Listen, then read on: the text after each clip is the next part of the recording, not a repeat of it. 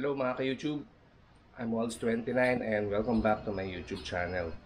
If you're new here, please like, subscribe, and hit the bell notification, okay? For today's vlog, mag-POV tayo ng commute ko papunta sa trabaho. So, bike commuting tayo, daytime naman. So, ano tayo? Bike to work from Marikina to Makati. Do-document natin yung travel natin. So, do-document natin kung ilan yung magiging trip, tsaka yung time. Kung makikita nyo, full bat tayo. 54.4 volts to eh.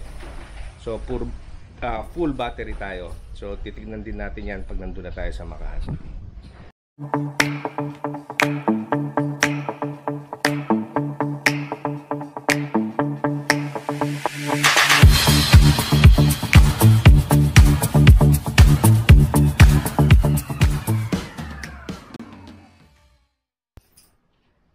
So yan, larga na tayo.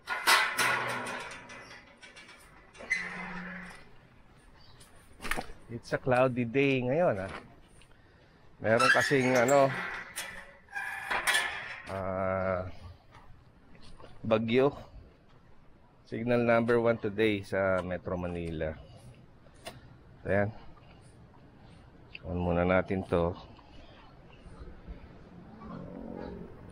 So naka third gear tayo. Number 2 muna tayo sa power. So pedal assist tayo. So let's go. Lord, keep me safe.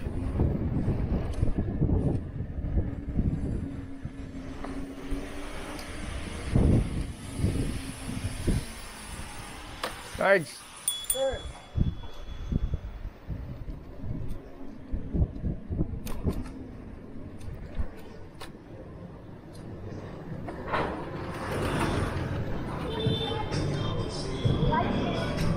So maluwang ang daan ngayon kasi walang pasok yung all levels ng classes dahil nga sa bagyo. Ayan, dito tayo muna. So maganda sa bicycle, pwede ka munang counter. Iingat ka lang.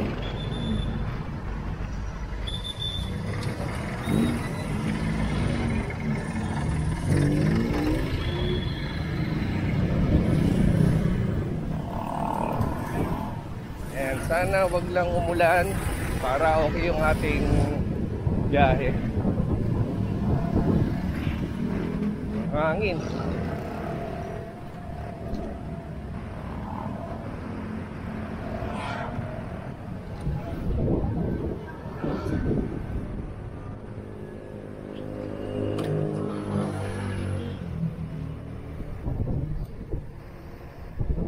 Ayan, mag-adjust tayo ng speed. Nalagay ko na to sa number 3 na power.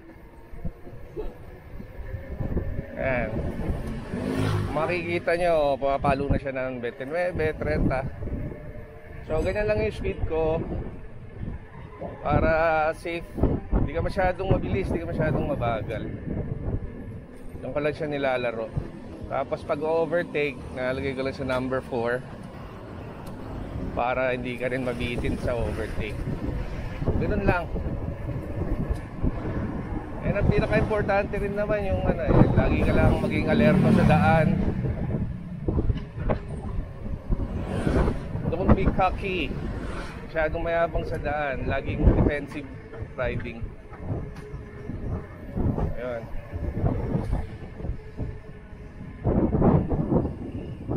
May mga crossing, pedestrian lane, slow down. Diba? Ayun lang naman mga basic para iwas disgrasya.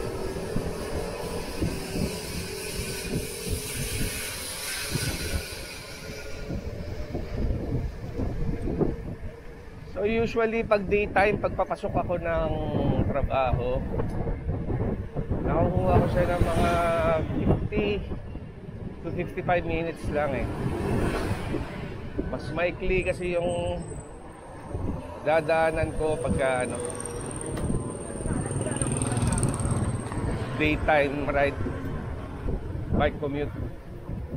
So So titignan natin mamaya yung data pag nandun na tayo sa ano. Sa LCD display natin yung data doon. Nandun na tayo sa Makati.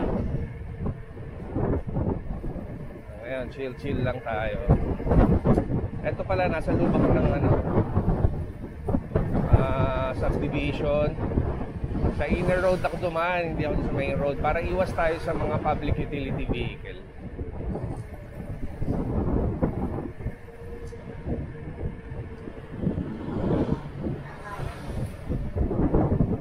Ayan.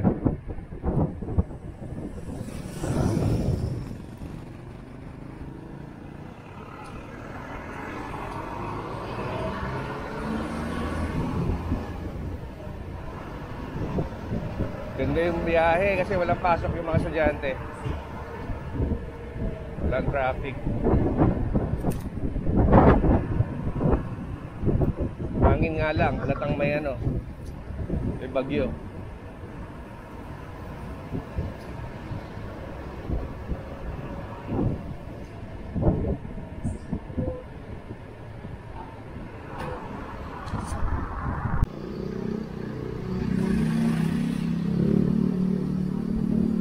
Yan mga ka-YouTube, andito na tayo sa ano, sa may Concepcion 1, Marikina. Dito yung Immaculate Conception Church.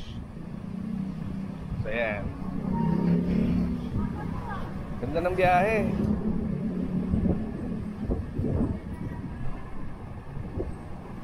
Wag lang ulan.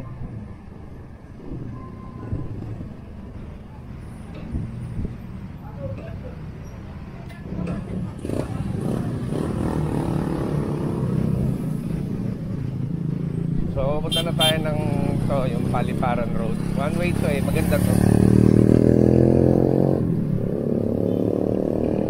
So may mga public utility transport na rito, kaya medyo alerto lang.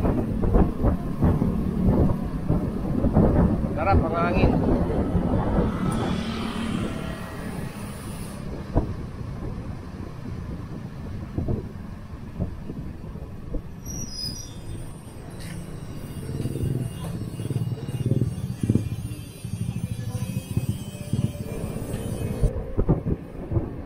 Tuloy lang yung biyahe natin. Isang mahabang diretso lang to Kung Paliparan.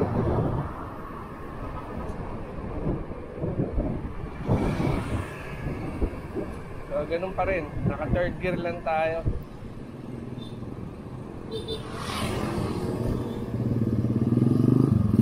Kaya pag may mga ganung crossing, sinisigurado ko na ito muna ako. Mayroon pakipagsapalaran Mabagal ako pag ganun.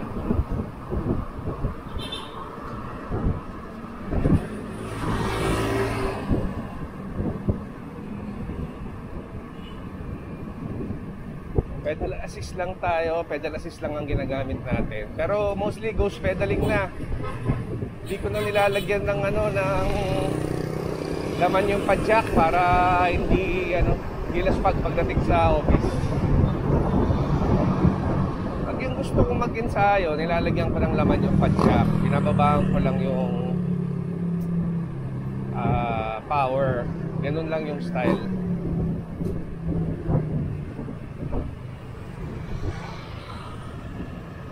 Ayan, malapit na tayo sa may bayan ng Marikina.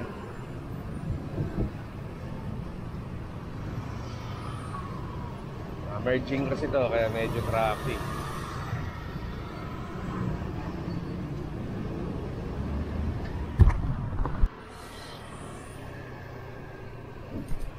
So ayan, nandito na tayo sa may bayan ng Marikina.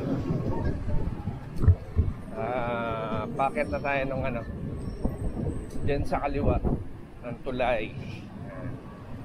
Pag dinaretso mo yan, ayan yung yung papunta ka na ng Ilog River Park, pwede ka dyan dumaan. Meron tayo, sa ibabaw tayo ng tulay. So crossing lang to.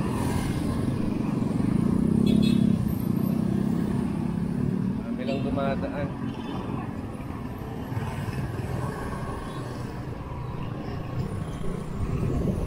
Ayan.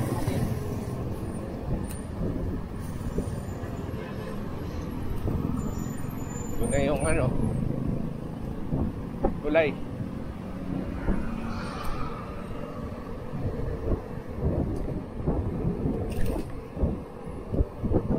Yan ang ano, ilog ng Marikina. Kalmado naman siya, babaw pa. Hindi naman kasi nag-uulan itong past few days. Pero ngayon nga may bagyo daw. Puro hangin.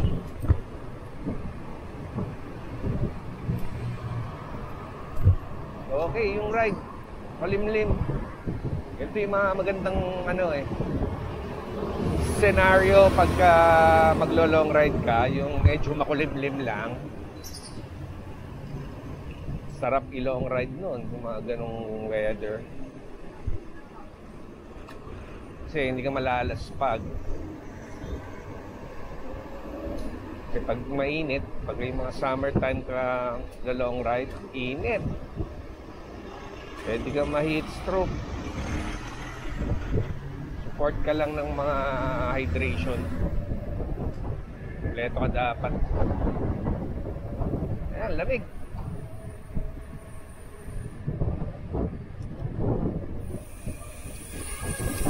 Sarap.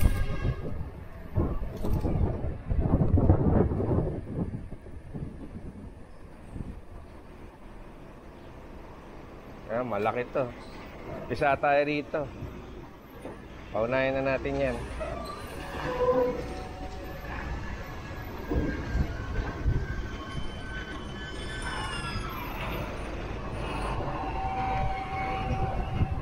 Targa tayo ng gear para mauna tayo rito. Number 4 muna tayo. Paano na natin yan? Ayun, pagka overtake na number 4 to, bilis. Tignan mo yung speed niya. Abot ng 34. So para sa bike, mabilis na yan. So balik lang tayo sa number 3. Pag mataas din kasi ang power, mabilis din ang battery, madrain. So ang range naman nito umaabot siya ng 65 kilometers. Ano na yun, hindi ka conservative gumamit nun. Walwala na rin yun. Pero kung conservative ka gumamit, tapos pedal assist ka na may laman, yung less power lang, kayang umabot ng mga 80 kilometers ang range. 80 to 90 kilometers. Pero yung ganito, most of the time 65 kilometers kaya niya. Isang balik Makati tsaka isa pa, yun, kaya niya. Pero ako hindi, isang balik lang, fast charge na para safe. Kasi pangit din dinidrain yung mga battery nito. Maganda may laman pa siya, drain, charge ka na. Kasi ang battery pala nito is lithium. Lithium siya, parang sa cellphone na rin. Tapos charging time 4 to 5 hours lang. Kaya maganda. So yan, pagka kumaliwa tayo dyan sa riverbanks yan, dyan na tayo dadaan. Para ang way natin is yung Pakatipunan pa White Plains. White Plains kasi ang route ko para mas mabilis. Ayan, nandito na tayo sa may Riverbank Center. Dito yung side ng parking area nila.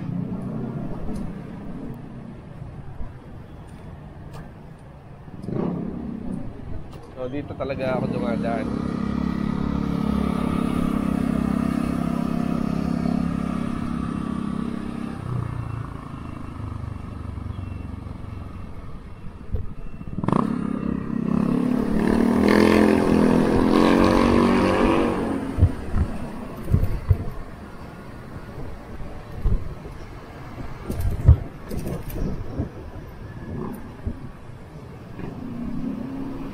So yung diretso niyan, ano yan? Yan yung ilog ng Marikina.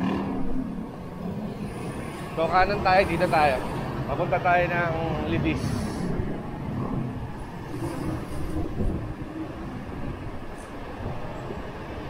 Yan, kung makikita niyo yung mga building doon sa skyline, ayan yung Eastwood.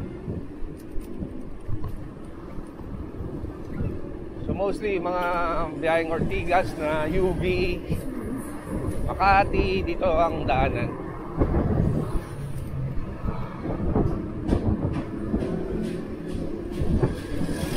Mas maikli ang kilometro rito kaysa yung magkukubaw ka pa.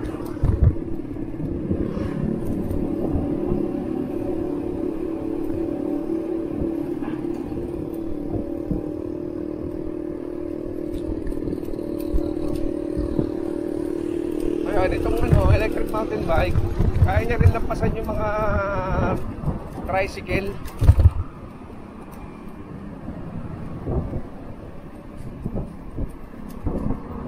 So ang average speed natin ngayon, mga nasa siguro mga 25 kilometers per hour. Yun ang usually nakalagay dun sa data dun sa LCD pagka natatapos yung ride ko. Pero itong ganitong power output ko na naka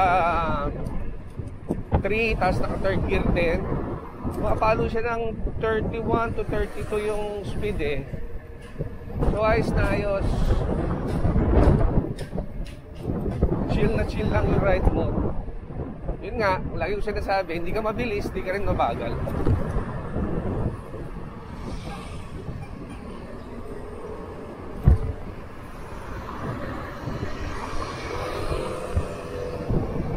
Packet na tayo ng Katipunan Road.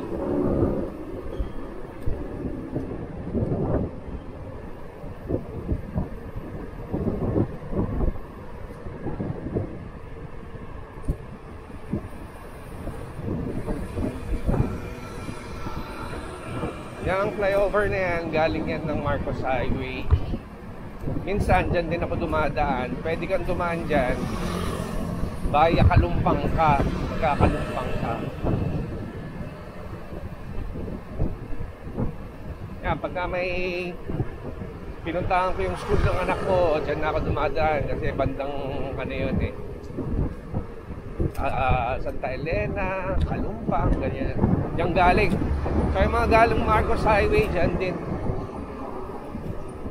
Tipolo, Kogyo, dyan. Pwede kang dumaan kung sa bandang Eastwood ka or Katipunan ka or Makati ka. So eto, pa-appeal na to. Meron dito yung malupit na appeal yung packet ng Katipunan. Pagka naka-manual ka, lawit nila mo dun. Pero kay electric mountain bike ko, bike e-velo, wala, panis, effortless. Nag-adjust ako ng gear dyan na power na transparent, pero ang gear natin adjust ko ng 1 para hindi stress yung chain. So ayan na, adjust ko na yung gear. Ito muna.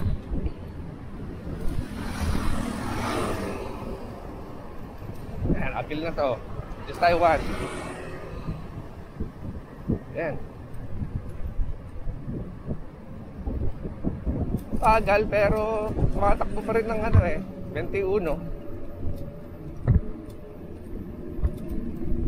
Sabi lang, pagka manual ka dito, hindi mo kaya tumakbo ng 21 rito, except kung mga nagtuturo of Luzon ka. Kaya 24. Diba? O doon na yung gear niyan sa pinaka maluwang, pinakauna. Number 1 siya. Parang yan yung pinaka-primera.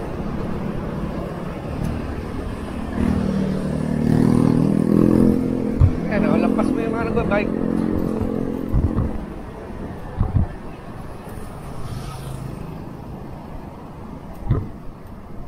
Siya, pedal assist lang. Ghost pedaling ako nito Hindi ko siya pinapadyakan ng may laman. Parang ginagawa ko, pinipedal ko lang siya para ma-accelerate without effort. Ayan, nakauna tayo. Katipunan Road na to. Doon tayo sa kabila. U-turn tayo rito para mapunta tayo ng White Plains. Ayan, balik na uli natin sa third gear.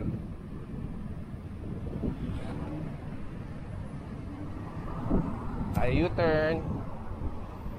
Ayun, sakto. Ayan, pa White Plains na tayo. Ito yung ruta ko araw-araw na pag pumapasok.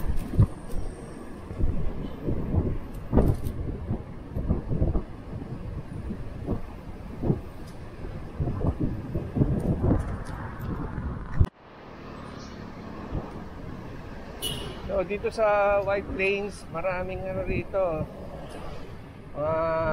mapu-food tripan.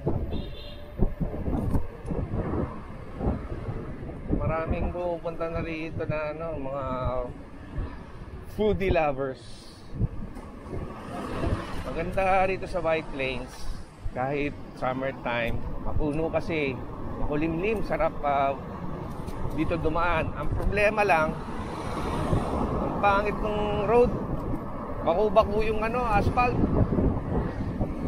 May mga nire-asphalt nga, pero bukol-bukol, hindi yung ano, hindi pinag-igihan yung pagkakare-asphalt.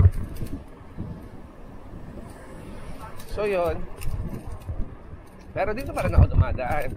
Medyo bagal nga lang kasi nakakasira ng ano, hub. Tsaka minsan nakakaputol ng rayos. Lalo na nung dati nung naka thread type pa ako. Thread type na hub. Yung stock ng nito, itong aking e-mountain bike, yung stock hub niya kasi thread type. So napapansin ko una, bali yung rayos. Sabi ng mekaniko ko, mabigat kasi sir eh.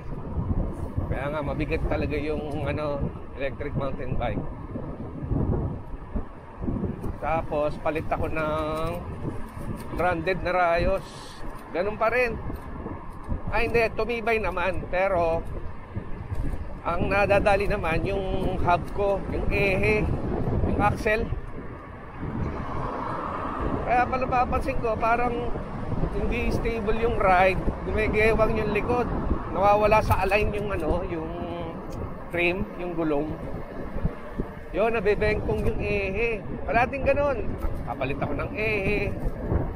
So hanggang sa dumating na linggo-linggo na lang, nagpapalit ako ng ehe. O kaya, ano, lagi ko pinapasipan. Laging nawawala sa align.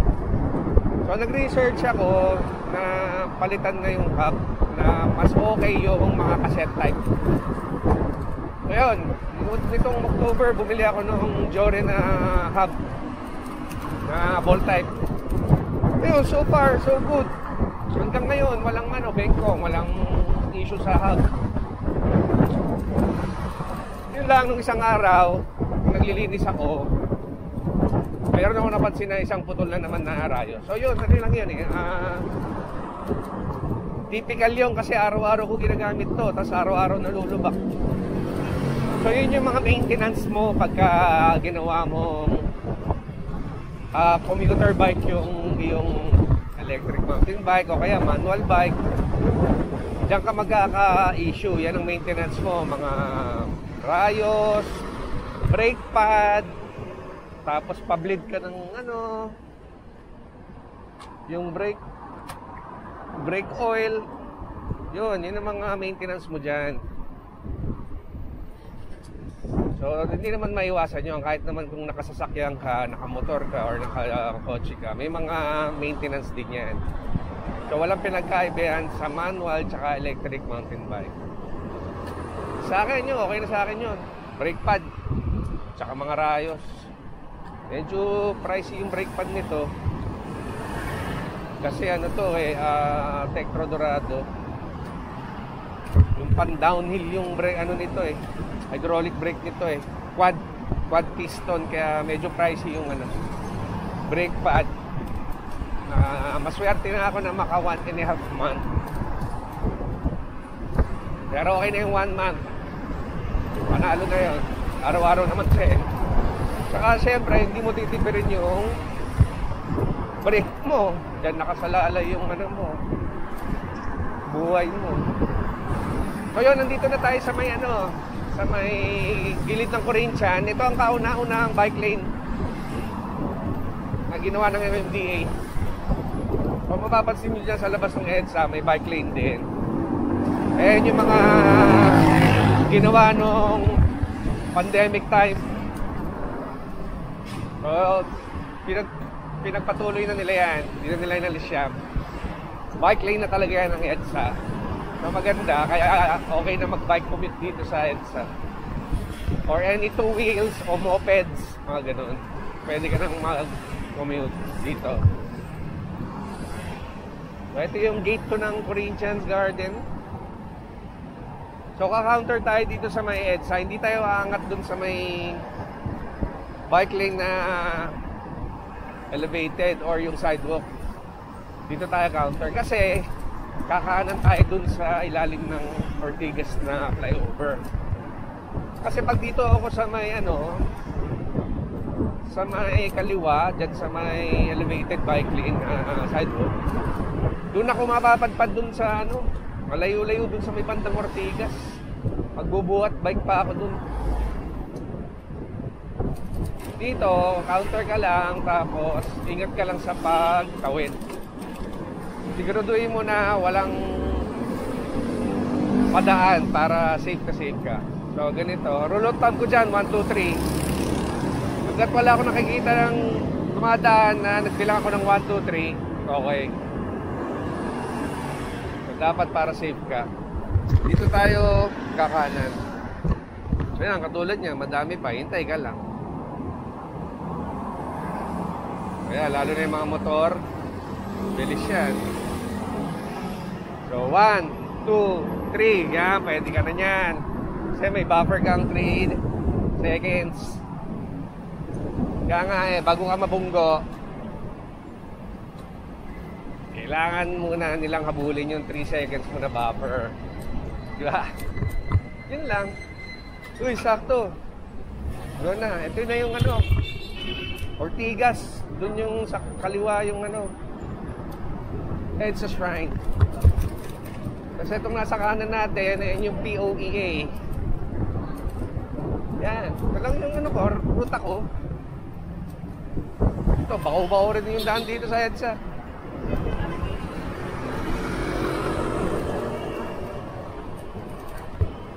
Pero yung part na ng EDSA na ano, in-asphalt nila, which is, yun yata ang plan, buong EDSA asphalt. So mamaya makikita nyo yung ano, naka-asphalt dyan. Maganda kasi na smooth yung ano, yung ride. Friendly siya sa gulong, sa shocks, sa hub. Ayan o. Tayo lakas ng hangin ah. Bumibengkong yung bike ko ah. Yun ang problema minsan, yung pag ano, malakas hangin. Lalo na pag bumanda sa building, pagpunta sa'yo, tumatabing yung bike eh. Kaya may mga nasesemplang sa ganun eh. Kaya ako, pumipreno lang, tapos daan-daan na yung takbo. So, approaching ano na tayo. Approaching Ortigas Station. And medyo traffic kasi merging dyan eh. Pa-show tapos pa ilalim ng show. So yan.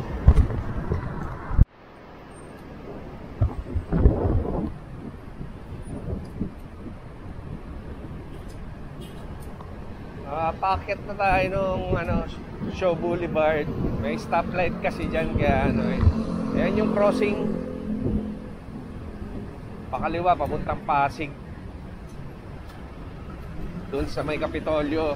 Doon ko, Pasig Kapitolyo ko, binili tong ano na to eh. Electric mountain bike.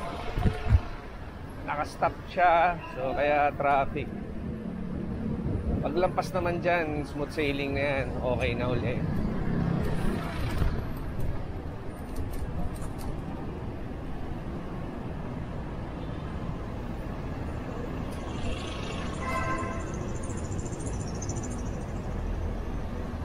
Dito tayo. So yan, nakalusot na tayo dun sa stoplight ng Shaw Boulevard. Pero dito, papunta ng Boni, traffic. Di naman ganito usually rito pag ganitong oras. So sa Bandaluyong na tayo, EDSA pa rin.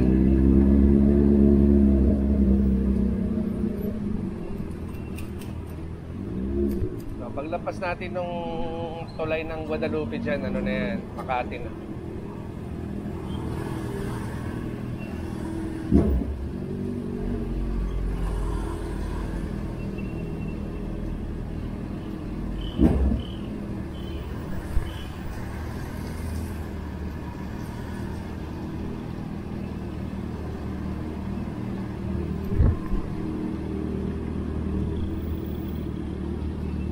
Ngayon lang nangyari to eh.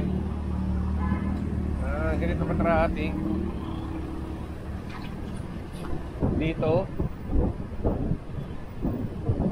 sa ano sa 2 years kong nagbabike commute. Actually maluwang dito. Ano kaya ang ganap o ano kaya ang meron? Wala, volume lang.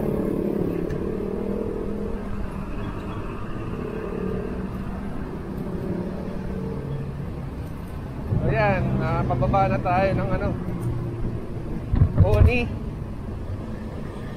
So, mamaya dyan, yung ano na yan, yung Guadalupe Bridge. Which is, ang ibig sabihin, Makati na yun, Makati na.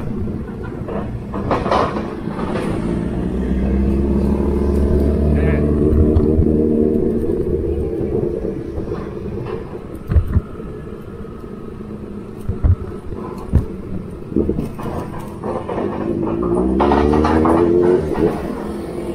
Yan ang problema minsan sa mga bike lanes. At ayun ang bike lane, hindi naman ayusin yung daan. Bako-bako. Pero sana nga aspaltohin nila lahat yung daan ng EDSA para makinis na rin yung bike lane. Dito eh, pinagtayuan ng bike lane eh. Alam mo, lagi ka nagtitrail. Kala mo nasa bundok ka eh, bako-bako. Ayan mga ka-YouTube, kaya na yung ano, tulay ng Guadalupe eh. So paglampas natin ito, Makati na tayo. Ito na tayo sa Makati. Ayan o, kita nyo yung bako-bako na yan. Ito na yung Pasig River. Yung sa skyline na yun, yung mga building, ano yun, yan yung Rockwell. Ayan yung place of ano, co-work. Pero hindi tayo magja-JP Rizal, diretso tayo. Kaya tayo ng ano, Loyola Memorial Park. Doon tayo kakanan. Ayan o, tignan nyo yung road. Oh. Para ka nagtitrail eh. Bako-bako. Ayan.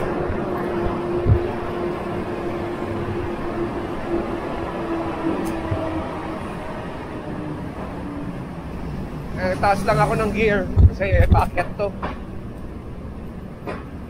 Ayan, speed natin 23 24. So kahit yung pinakamababang gear ko, yung Primera, ka-average siya ng mga 22 kilometers per hour. So ito na yun, yung gilid niya, Loyola Memorial Park. Tapos yung kanan, yung Guadalupe Church, yung famous Guadalupe Viejo Church. So dito, walang mga public utility dito. Ito lang yung ikutan ng mga jeep na PRC Delpan. Dito sila may ikot. Ayan.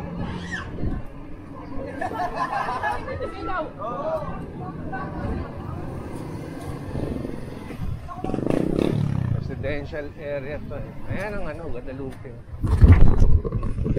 Church of Guadalupe. So tuwing dadaan ako rito, sign of the cross, tapos pasasalamat na lagi akong ligtas sa aking biyahe. Yan, lagi akong pinagdadasal dyan. Kaya every time na papasok ako, nakakadaan din ako ng simbahan.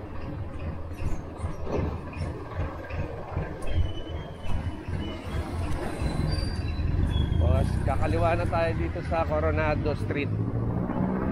Pag dinire-diretso mo to, ano na to, crossing ng Australia, tapos Rockwell na, yun na. So shortcut to. Maganda pa, walang mga dumadaan na sasakyan.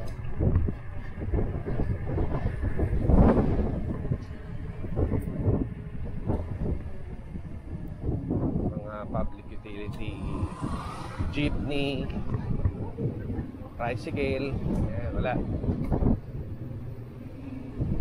Ayan na, Rockwell na yan, no? Nakita niyo yung mga building sa skyline.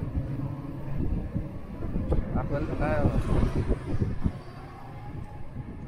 So, nandito na tayo sa may Gumamela Street. Dire-diretso lang yan, Rockwell na yung labas.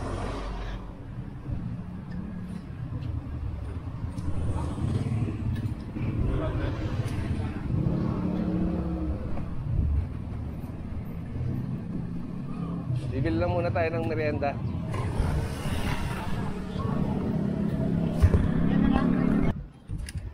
So yun na mga ka-YouTube, na tayo. Tapos na akong bumili ng aking mamimerienda to. So yun talaga yung mga pinupuntahan ko rito para makapag-merienda ako. Uy, sinarado nila yung daan doon. Dito tayo. So medyo na-delay tayo ng mga 2 minutes dun sa pagbili ko nung aking merienda. So check natin sa ano mamaya sa data pagka nandun na ako sa trabaho ko.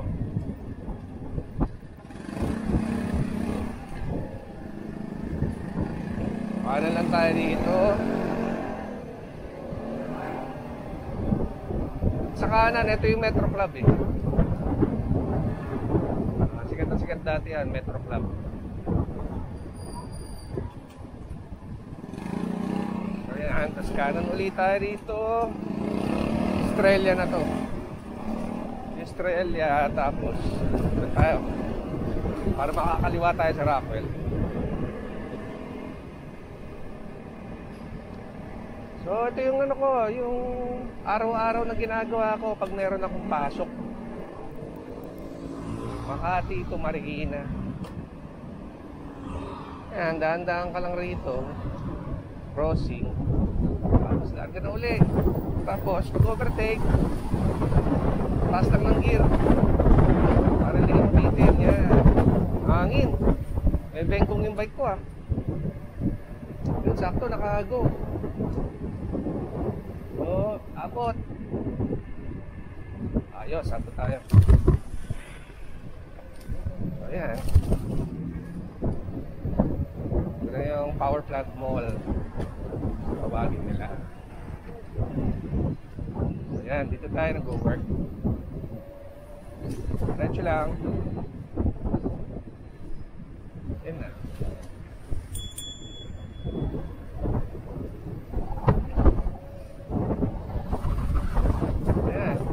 Rat-rat ko na ito, number 4 ko na.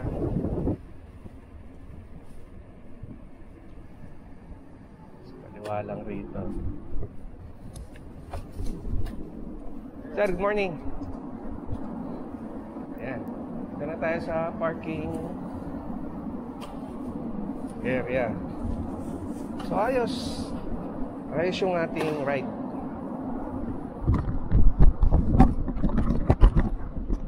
Ayan mga ka-YouTube, nandito na tayo sa place of work ko. So ayan si Ivelo. So tignan naman natin yung data.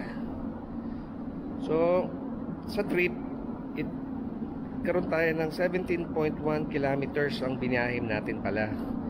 So sa oras naman, 55 kilometers natin siya natira. Tapos yung natirang battery, meron pa tayong 49.9 volts. 49.9 volts yan. So less mo yung sa 55 minutes, mga 2 minutes. So kaya siya ng mga 54 minutes lang. So okay yun. At least hindi ka abutin ng 2 oras, kasi pagka regular commute abutin ka ng 2 oras. So malaking convenient pa rin na naka 2 wheels ka or naka ganito ka, naka electric mountain bike. So ayun, I hope you like watching my vlog, and I will see you in my next vlog. So bye for now.